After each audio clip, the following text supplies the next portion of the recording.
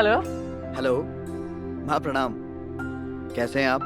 अच्छी हो बेटा, तू कैसा है? आपको एक खुशखबरी सुनाने के लिए फोन किया है मैंने। माँ, आपकी सालों की तपस्या रंग लाई है। मेरी पढ़ाई भी पूरी हो गई है और साथ ही साथ मुझे मल्टीनेशनल कंपनी में जॉब भी मिल गई है।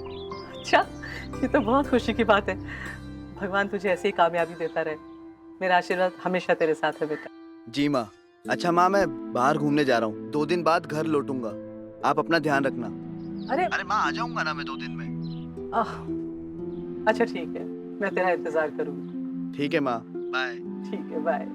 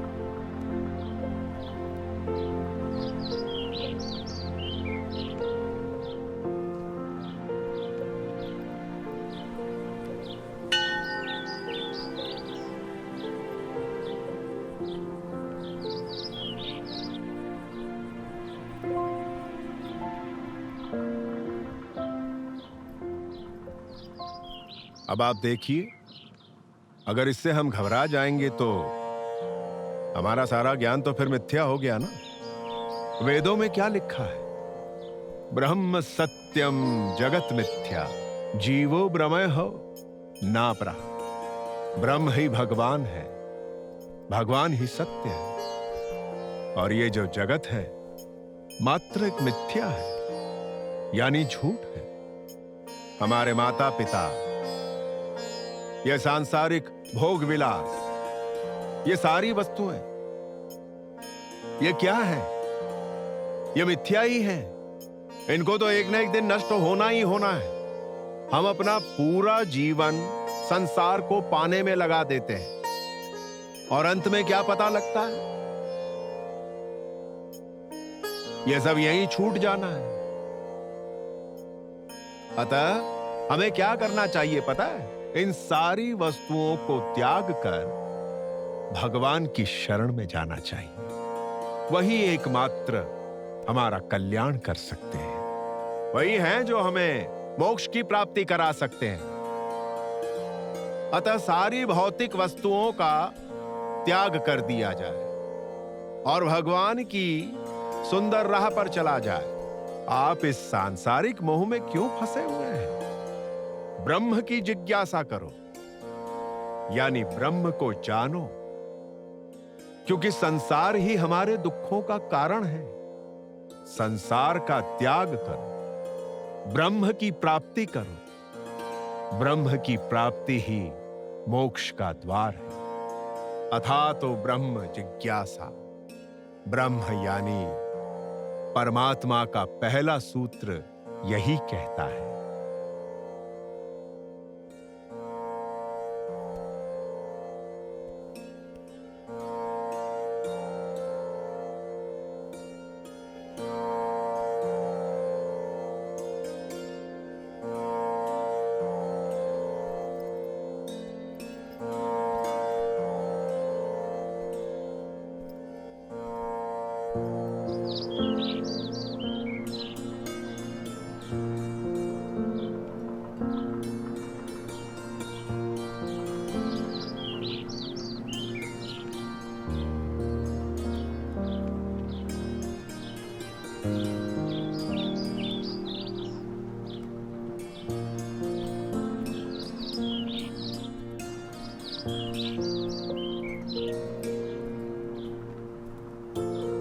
काकी भैया आ गए।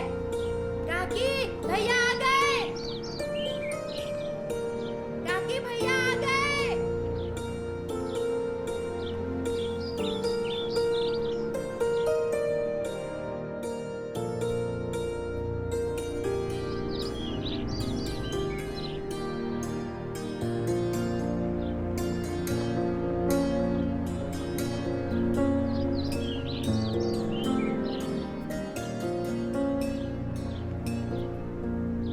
ठीक है,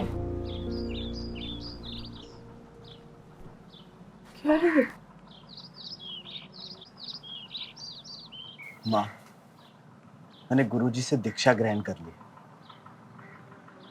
मैं सांसारिक बंधनों से मुक्त होना चाहता हूँ। काम, क्रोध, लोभ, मोह और तृष्णा, इन सबको त्याग कर मोक्ष की प्राप्ति करना चाहता हूँ। इस संसार में पाने जैसा कुछ नहीं है। ये संसार एक मिथ्या है। वास्तविक में प्रतीत तो होता है, परंतु वास्तव में होता नहीं। इस संसार में सभी वस्तुएं एक क्षण भंगुर है।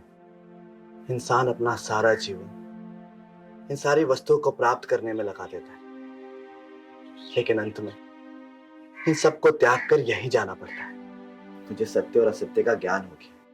मैं इन सारे बंधनों को त्याग कर प्रभु की प्राप्ति की ओर बढ़ना चाहता हूं। आप मुझे आज्ञा दो कि मैं अपना मोक्ष प्राप्त करने में सफल रहूं। क्या क्या कह रहे हैं? हाँ, ये कैसी बातें कर रहे तुम? मैं माँ हूं तेरी। तुझे अपनी कोख से पैदा किया, पाल पोस कर इतना बड़ा किया। ये मिथ्या है।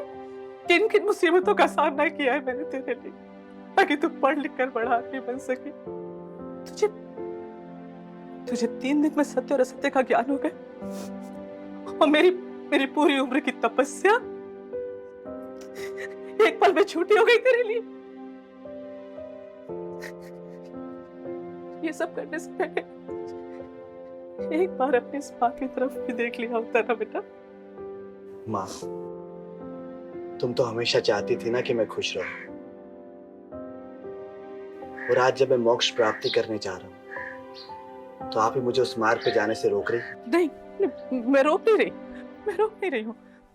मैं तो सिर्फ इतना कह रही हूँ कि संसार में रह के भी प्रभु की प्राप्ति हो सकती है। उसके लिए संसार को त्यागने की कोई आवश्यकता नहीं है। आप अपना कर्म कर सकते हैं और साथ साथ में प्रभु की प्राप्ति कर सकते हैं, मोक्ष हासिल कर सकते हैं। समझ जा बेटा, समझ जा, भी वक्त है। ऐसा ना हो कि जब तक तू संभले तब तक वक्त ही चला जाए। परंतु माँ, मैंने दीक्षा ग्रहण कर ली है। मैं वचनबद्ध हूँ इस मार्ग पे चलने के लिए। तेरा वचन आज तेरी माँ से पढ़कर होगी। उम्र के इस मोड़ पर मेरे पास कुछ नहीं है बेटा। तू मेरा एकमात्र जीने का सहारा है। मैं तेरे बगैर नहीं जी सकती। मैं कहाँ जाऊंगी बता। मुझे छोड़ के मत जा। मुझे इतनी बड़ी सजा मत दे, मुझ पर रहम कर। देख, तेरे पिता के जाने के बाद मैं तेरी परवरिश करने में अपने सारे गम भूल गई। अब तू चला जाएगा तो मैं क्या करूंगी? मैं नहीं जी पाऊंगी बेटा। एक माँ तुझसे अपना आंचल फैलाकर ममता की भीख मांगती है। मत जा मुझे छोड़ के। माँ, ये संसार ही दुखों का मेला है। सिवाय दुख के इस संसार में कुछ नहीं है, और हमारा मोह ही इस दुख का सबसे बड़ा कारण है। इंसान अपने कर्मों का भागीदार खुद है। माँ, तुम भी प्रभु के नाम का स्मरण करो, उनके नाम का जाप करो। इंसान अकेला ही आता है और अकेला ही जाता है।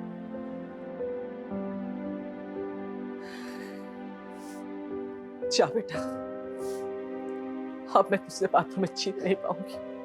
माँ, मुझे आज्ञा दो। भगवान के प्रति मेरा विश्वास डगमगा गया है। माँ, मुझे भिक्षा दो ताकि मेरे कदम डगमगाए नहीं। जिस माँ ने अपनी सारी जिंदगी तुझ पर निछावर कर दी, उससे भिक्षा मांग करके उसे पाप का भागीदार बना रहा है। मेरे पास तुझे देने को कुछ नहीं है। देख, मेरे हाथ खाली है, मेरी झोली खाली है। मैं तुझे कुछ नहीं दे सकती। तेरी माँ आज दुनिया की सबसे गरीब औरत है बेटा। जा अंदर जा, जो चाहिए ले ले। जा। माँ, अपने हाथों से तो ना।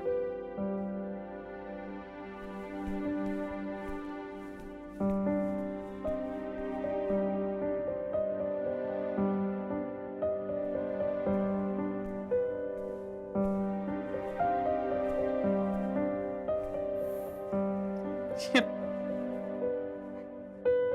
देसी घी के लड्डू बनाए थे तेरे लिए। तुझे पसंद है ना? अपना ख्याल रखना। पता नहीं कितने दिन की जिंदगी फिर तुझे देख भी पाऊंगी कि नहीं। जा।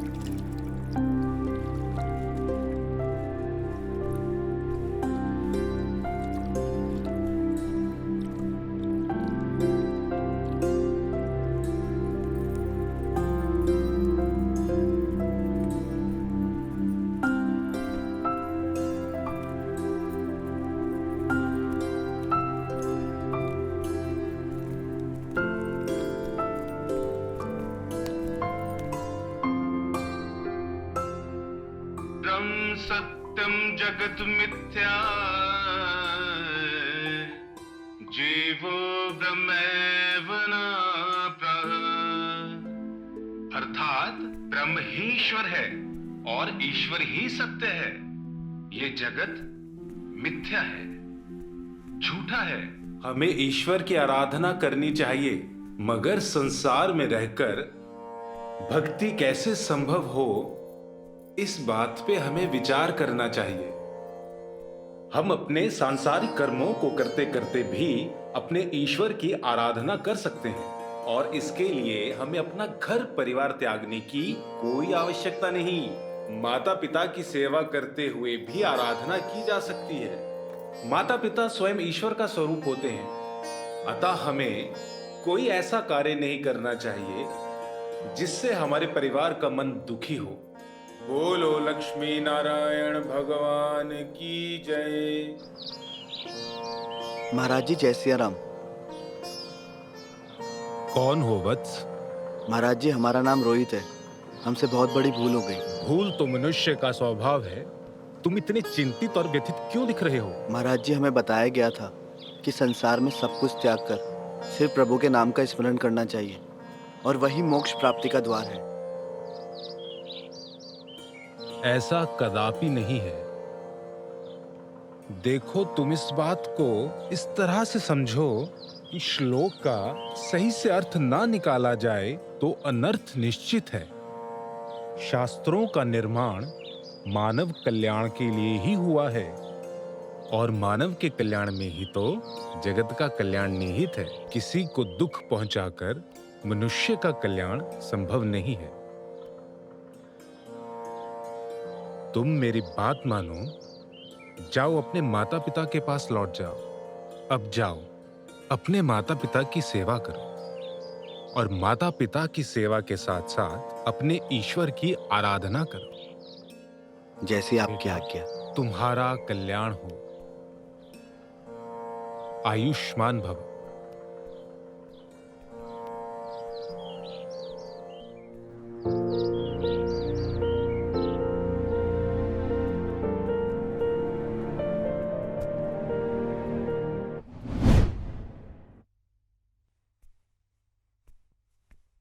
भैया ये